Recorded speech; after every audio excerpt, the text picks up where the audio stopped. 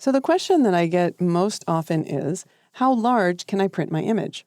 Well, the easiest way to figure this out is to have your image open and go to Image and then Image Size.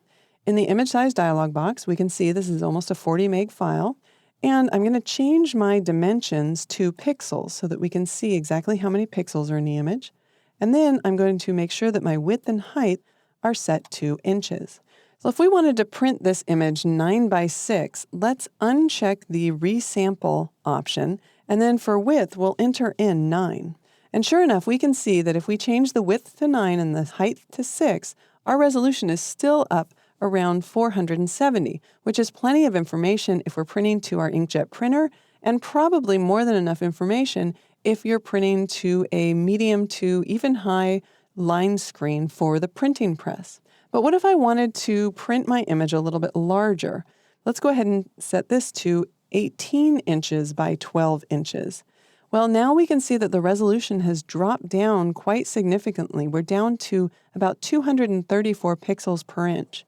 Now, this might be enough resolution for a decent print, but what I would do is definitely check on the resample option at this point, and then I would resize this to 300 pixels per inch. Then if we change our dimensions to percent, we can get a good look at exactly the percentage that we're having to upsample the image. So 128%, I wouldn't actually be too worried about that. I think we could print this no problem, 18 by 12, especially because of the preserve detail algorithm that Photoshop has in it. It's really going to try to keep our image edges looking sharp so we don't lose a lot of information so the print doesn't look soft. So I'd be perfectly okay with resizing to this size. Now, if we're going to have to print a poster size image, say for example, I'll take this to 30 by 20 inches at 300 pixels per inch, then we're talking about an increase in percentage of 213%. And that's quite a bit of information to have Photoshop make up. Of course, at this point, you've already taken the photograph and you're working with all of the information that you have. So really, the only solution you have is to resample the image.